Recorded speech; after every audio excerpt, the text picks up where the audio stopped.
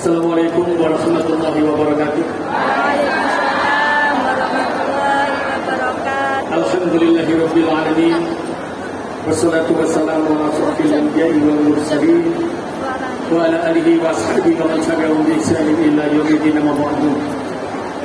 Yang sama-sama kita hormati dan kita muliakan Bunda Gubernur Jawa Timur sekaligus Ketua PP Muslimat NU Bunda Khofifah Indar Parawansa.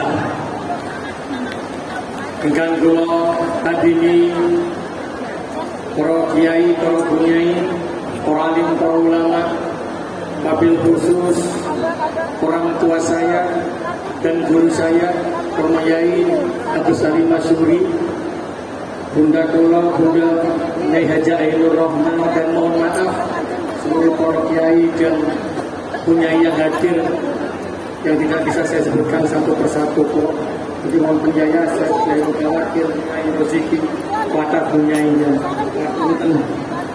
Yang saya hormati Ketua PW Muslimat NU Jawa Timur Ibu Dr. Anda Haji Nyai Masrur Mawakil, ingkang kula hormati Ketua MUI Jawa Timur, Ketua Basnas Jawa Timur, yang saya hormati seluruh dari undangan yang alhamdulillah datang ke kota Surabaya. Puji syukur saya hadirkan kehadiran Allah Subhanahu wa taala karena matur nuwun Maulidur Rasul PW Muslimat NU Jawa Timur diadakan di kota Surabaya. Nah niki sampun kumpul niki insyaallah Surabaya niki dadi adem, dadi kota sing Saya mewakili seluruh masyarakat kota Surabaya mengucapkan sugeng rawuh selamat datang di kota Surabaya.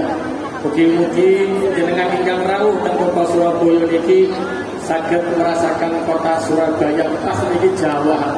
Maulid Rasul pas Jawa terus Bunda Gubernur niki kata rezeki di Surabaya. Ngapunten para hadirin undangan yang berbahagia. Kalau jenengan pasti tanya, kenapa wali kota ini menyebutkan Bu Gubernur ini Bunda? Karena kalau lagi bingung ningali Bu Gubernur ini Bu Gubernur nopo bunyai. Ada dua hal, ada tiga hal yang membuat saya dan seluruh kepala daerah di Jawa Timur itu menyebut beliau ini Bunda. Karena beliau mengajarkan kepada kami kepala daerah di seluruh Jawa Timur satu. Kami hanya diperintahkan oleh Bunda untuk berbuat baik dan kemaslahatan umat tanpa melihat dari apa kami berdiri dan dari apa kami itu dijadikan dari partai manapun. Dan beliau selalu mengatakan kepada kami, lek podo-podo kepala daerah ini teko apapun gak usah saling ngilok masih podo liyani. Karena inilah yang dijaga betul di Jawa Timur sehingga insya Allah Jawa Timur di bawah kepemimpinan beliau akan menjadi Jawa Timur yang penuh berkah. Amin. Kedua, ngapunten Bunda, ini yang saya ceritakan. Surabaya pada waktu itu, pada waktu COVID-19, begitu hancurnya Surabaya sampai yang meninggal itu 200 orang per hari. Meskipun belum dinyatakan COVID tapi probable. Ada ciri-cirinya seperti itu.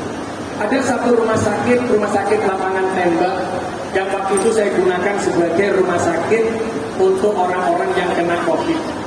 Seluruhnya menggunakan oksigen.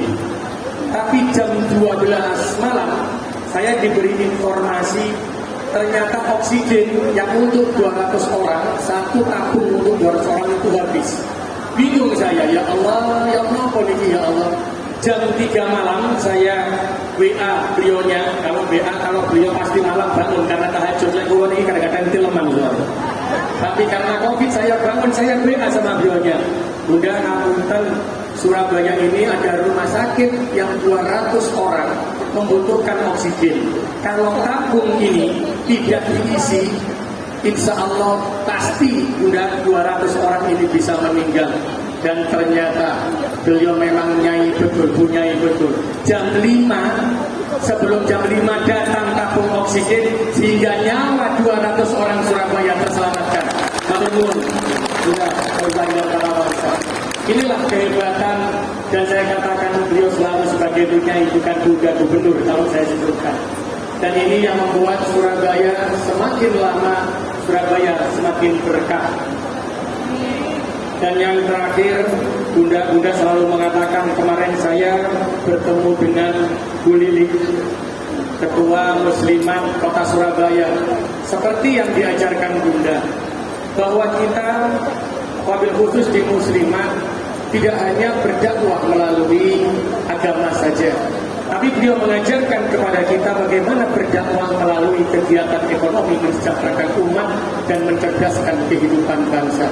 Dan Pulau laporakan Bunda kemarin dengan Bu Lili, karena Muslimat Kota Surabaya ini dibantu oleh luar negeri berupa mesin jahit yang besar.